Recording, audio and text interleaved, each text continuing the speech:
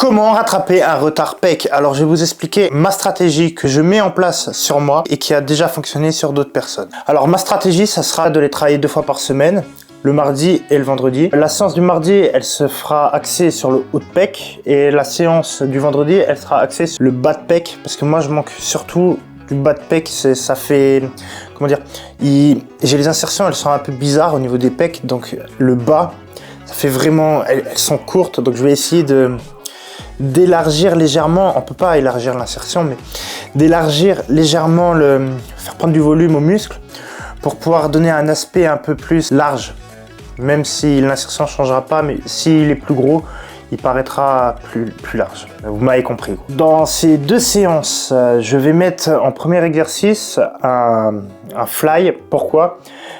Ce sera pour venir pumper le muscle, c'est-à-dire gorger de sang le muscle et donc de mieux ressentir son muscle. Pourquoi je mets un fly en tout premier? Cette technique, ça s'appelle la pré-fatigue ou la pré-activation. Attention, la pré-fatigue là, elle va pas vous enlever de la force pour les autres exercices si elle est bien faite. Par contre, si vous êtes débutant et puis que vous mettez trop lourd, là ouais, elle risque de vous enlever de la force. Mais de toute façon, les méthodes pour rattraper un point faible, ça s'appliquera jamais aux débutants. C'est quand vous avez plusieurs années de training, même 2 ans et encore, c'est peut-être un peu juste. Moi, je dirais plus vers 3-4 ans. Mais bon. Alors, le fly. Après, je vais faire un mouvement de presse. Là, par exemple, le mardi, ce sera du développé incliné aux haltères. Moi, ma technique au développé incliné haltères, c'est je vais prendre lourd, faire 6-7 reps. Je prends les haltères de 50, 6-7 reps. Et une fois que j'ai effectué ces 6-7 reps, je pose les haltères de 50 et je prends les haltères de 42 et puis je refais 6 à 8 reps, le max que je peux faire. Après ça, je vais repasser à un fly. Là, je vais faire des écartés haltères sur banc incliné. Alors, l'écarté haltère, je vais le faire en essayant de garder une tension continue sur le muscle, un bon étirement et une bonne contraction. Comme ça, ça me gorge encore plus le muscle en sang et puis ça me permet de mieux ressentir sur les différents exercices qui viennent ensuite. Après cet écarté, je vais faire du développé incliné à la Smith Machine en version guillotine, c'est-à-dire que quand vous descendez, le mouvement, elle va arriver, la barre, elle va retomber au niveau du cou. Je vais mettre un poids qui me permet de faire entre 10 et 15 répétitions au maximum. Là, je vais faire 4 séries. Ensuite, je vais pas faire de fly là pour passer au prochain exercice qui va être sur le bas de pec, mais je vais passer directement au coucher haltère. Alors le coucher haltère, comme j'ai plus autant de force qu'en début de séance, je vais mettre moins lourd, ça c'est sûr. Je vais essayer de faire 10 et 14 reps à peu près, en essayant de bien sentir le bas de pec et de bien pumper en même temps. Là, je vais faire à peu près 3 séries. Après le développé couché, je vais passer à la plie vis-à-vis. Alors, la plie vis-à-vis, je vais faire plie vis-à-vis en bas. Mais attention, une erreur que je vois souvent, mais vraiment tout le temps, c'est vous mettez tout en bas la plie vis-à-vis. Si elle est réglable, ne la mettez pas tout en bas, mettez-la à hauteur de vos mains. Comme ça vous permettra déjà, dès que vous êtes sur le début du mouvement, vous aurez déjà la tension correctement dans le muscle et pas une tension dans l'épaule. Moi, ce que je vous conseille, c'est que pour bien ressentir le haut de pec, vous gardez vos mains comme ça lors du mouvement. Vous voyez, j'en vois plein, ils font comme ça. Non, vous gardez vos mains comme ça et vous vous imaginez. Attendez, je recule pour essayer de vous montrer. Et vous vous imaginez que vous resserrez, que vous vous rapprochez vos coudes et non vos mains. Là, vous êtes sûr que le haut de pec, vous allez le sentir. Et attention, faut pas mettre lourd là. Vous allez faire aussi des séries pour bien pumper. Bien pumper, donc vous mettez pas lourd, vous allez au ressenti là. C'est une fois que vous arrivez à bien recruter le muscle que vous voulez, que vous pourriez par la suite augmenter le poids. Mais pas tout de suite parce que sinon, non, on veut pas développer le deltoïde antérieur sur la séance là, on veut le haut de pec. Ensuite, en tout dernier exercice, je vais faire le bas de pec.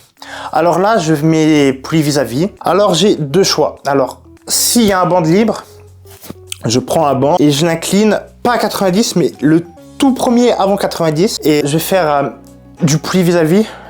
Moi, je m'entraîne sur du Matrix parce que je m'entraîne à Basic Fit. Parce que vers chez moi, il n'y a pas de grosse salle de bodybuilding. Sinon, il faudrait que je prenne plus d'1 heure, 1h20, 1h30 pour aller dans une salle que j'aimerais bien faire que je teste. La salle là, c'est Penward au Luxembourg. Revenons à nos moutons, là je parlais de la plie vis-à-vis avec le banc. Alors, je le mets légèrement au-dessus du banc et je rapproche comme ça, tout le temps en gardant les épaules en arrière, les trapèzes bien en arrière et je ramène comme ça. Tout, je ramène. On pense toujours aux mains. On essayez de garder vos mains comme ça vous travaillez le bas de pec et puis en même temps vous engagez un peu le haut de pec. De toute façon, on en manque toujours un peu de haut de pec, même beaucoup, qu'on soit naturel ou qu'on soit sous-produit. À la fin, quand vous arrivez à ne plus trop faire le mouvement, vous ne lâchez pas. Vous prenez et vous faites comme si vous faisiez du développé couché avec la poulie vis-à-vis, comme ça.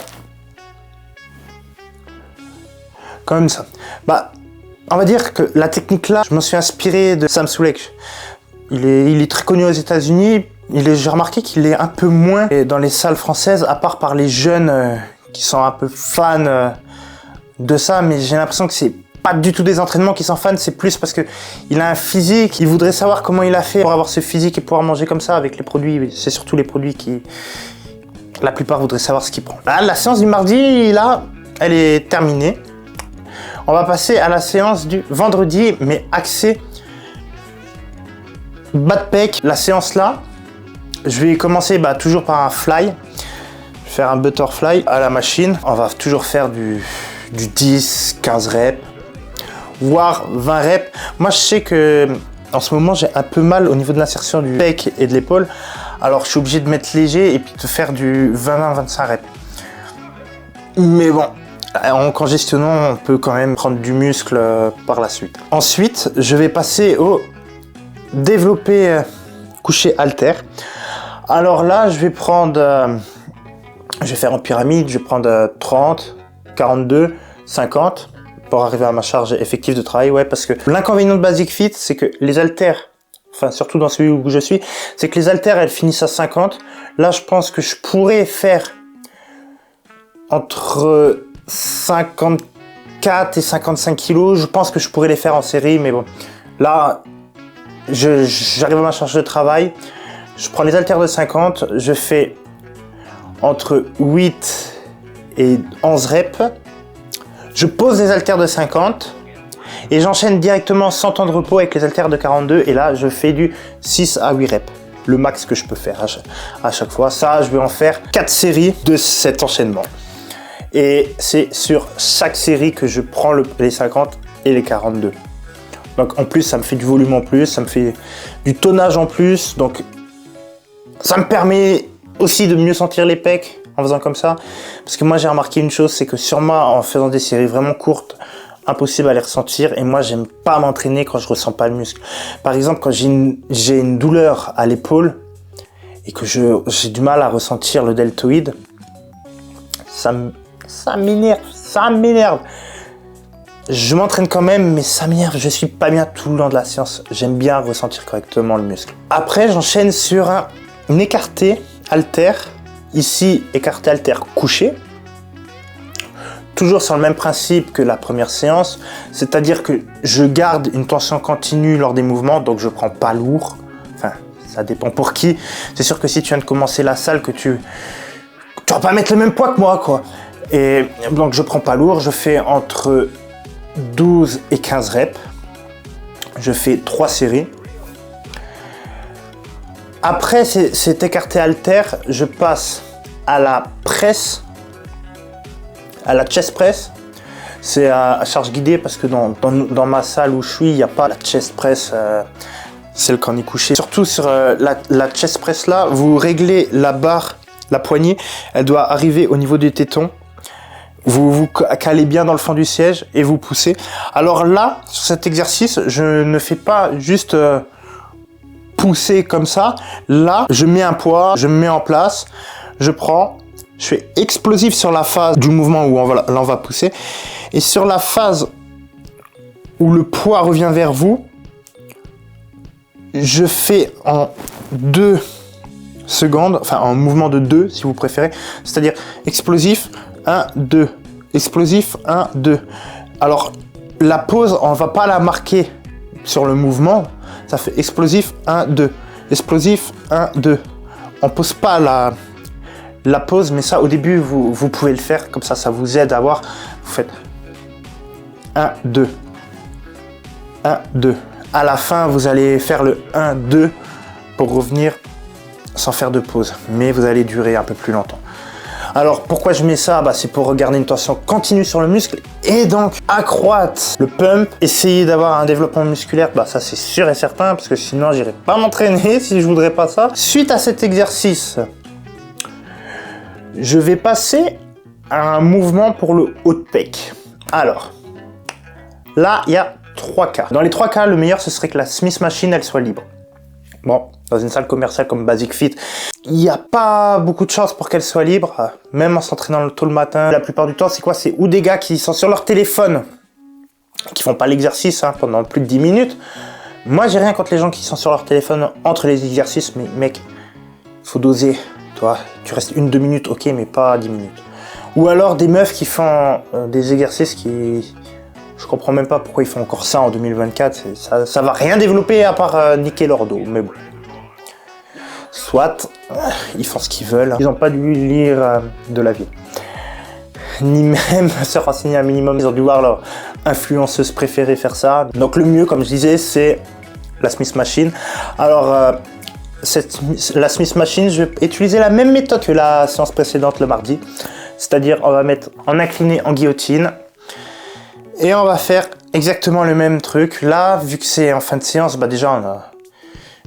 Pour ma part, moi j'ai pratiquement plus de force et j'ai envie de partir. Alors là, pour bien contracter le muscle, bien le ressentir, je vais faire du... Si je me sens bien, je vais te faire du 10-12 reps, mais la plupart du temps, je vais te faire du 12-15 reps pour bien ressentir. Là, on a vu la méthode si la Smith Machine est libre. Si la Smith Machine n'est pas libre, tu as encore 2 autres méthodes. Soit la méthode du développé incliné à la barre, soit la méthode du développé incliné aux haltères.